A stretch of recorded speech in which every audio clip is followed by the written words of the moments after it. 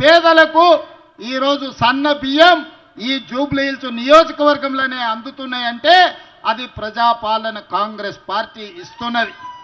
దాదాపుగా గృహలక్ష్మి, మహాలక్ష్మి, గృహజ్యోతి పథకాలు వేలాది మంది ఈరోజు ఈ ప్రాంత ప్రజలకు మేలు జరుగుతుంది.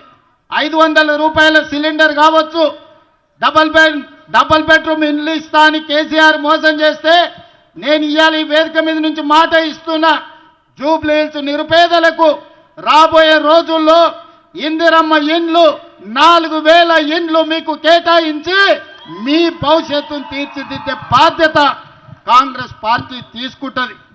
ఇవాళ కిషన్ రెడ్డి గారు మాట్లాడారు. నేను సవాలు విసిరినా కాళేశ్వరంలో కేసీఆర్ మీద సిబిఐ కేసులు ఎందుకు పెడతలేరు, మేము పంపించి 3 నెలలైంది, జవాబేందని ఆయన నాకు సవాలు విసురుతుండు. నాతో చర్చిస్తాను. కిషన్ రెడ్డి కాదు, చర్చలు నాతోని కాదు, ఢిల్లీలో వెళ్ళి నరేంద్ర మోడీతో చర్చించండి, ఢిల్లీకి వెళ్ళి అమిత్ షాతో చర్చించండి. ఎందుకు కేటీఆర్ను బొక్కలు వేయడానికి మోడీ అనుమతి ఇస్తలేడో గాడపై కొట్లాడండి. ఈడ నాతోనేంది నువ్వు మాట్లాడేది?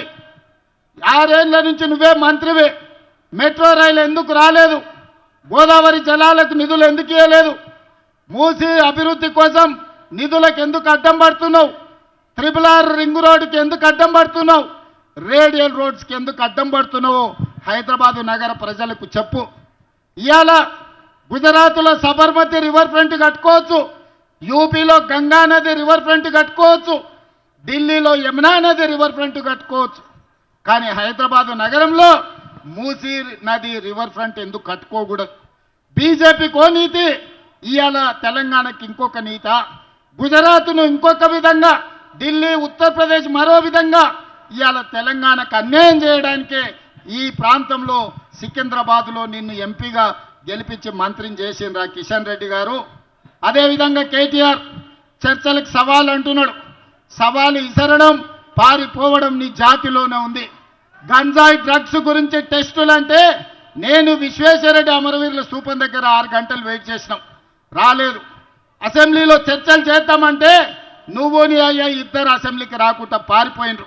మొన్నటికి మొన్న కంటోన్మెంట్లో శ్రీ గణేష్ని గెలిపిస్తే 4000 కోట్లతో అభివృద్ధి చేసినా నేను చెప్తే సవాలు విసిరిండు. 4000 కోట్లు ఎక్కడిచ్చారో చెప్పు, నేను రాజీనామా చేస్తాను.